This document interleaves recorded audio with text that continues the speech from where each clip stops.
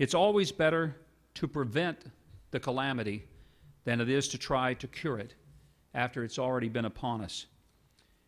And for those who would say that this conference and everybody who believes that an EMP represents a threat just represent, frankly, a bunch of alarmists, let them say what they will. But we would be far better off in this nation if we would be very, very thorough in taking seriously the recommendations and findings of the EMP Commission and putting into place a serious effort to find ways to take this threat seriously and to recognize that we cannot afford to be lulled into a sense of safety and security that we simply don't have. I would hope that not only the federal government, but state governors would be enlisted to prepare for it, to think through, and to begin to understand the threat of EMPs, because it will have to be managed at more of a local level than it will at a federal level, because there will be no capacity to communicate from a federal government down to states and cities and communities. And the people who are in cities, counties, and states will have far more of a direct responsibility for putting the pieces back together than will the federal government, with whom we will not be able to hear from, should in fact an EMP be strategically placed. My wife and I went on one of what has been for us many trips to Israel. We decided we'd take all three of our children. Our daughter was 11, one of our sons was 13, oldest son was 16. And we all went to Israel, and every time I've been, I always make sure that the people who go with me go and visit Yad Vashem, which is the memorial dedicated to the victims of the Holocaust. When we got to Yad Vashem, my wife and I discussed whether we should take Sarah through it, because it is a very intense experience. I've never been able to go through it without weeping. I've never been able to go through it, no matter how many times I've seen it, without it having a deep emotional impact upon me. And frankly, I was a little concerned that maybe it was going to be too powerful and intense for her at age 11.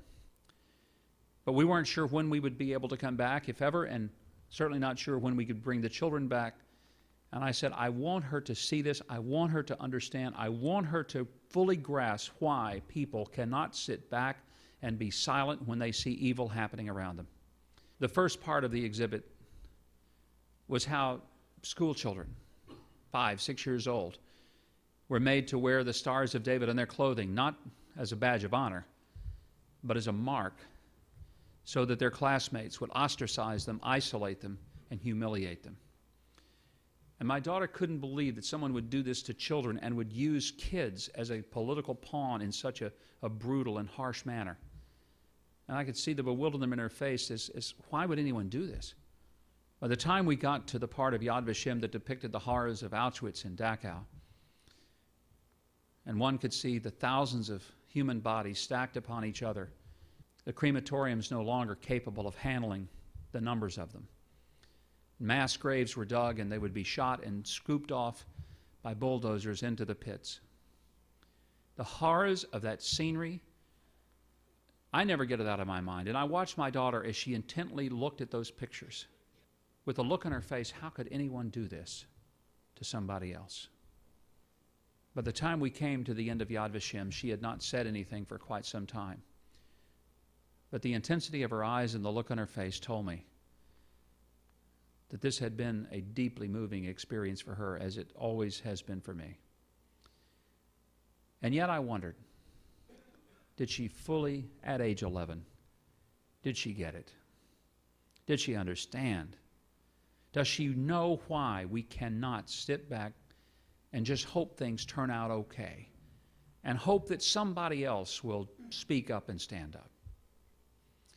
And if I had any doubt about that, I tell you that doubt was erased as we left Yad Vashem that day, because at the exit, there's a guest book that visitors can sign. And as you get to the guest book, there's a place for your name and address, as you would imagine in the guest book. But underneath that, there's a place for comments. And my daughter reached up into my pocket. She took a pen from my shirt pocket. I watched over her shoulder as she started scribbling her name and address in the guest book. And as it came to the point for the comments, I wondered, what might she say? And I was peering over her shoulder to see what her comment, if any, would be. Maybe this would give me an indication of whether or not it really got through to her, why she went to this place, what really happened, and why we could never let it happen again.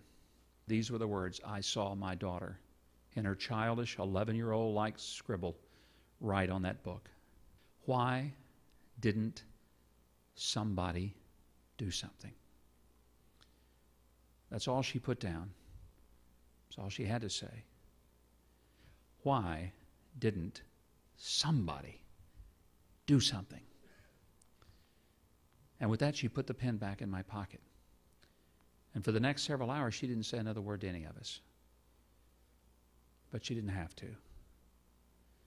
As I left there that day, I said, God, I pray that there's never a day when some father takes his daughter through an exhibit dedicated to the memory of a once great nation called the United States and sees what happened when its people looked the other way and never took seriously the threats that were against them.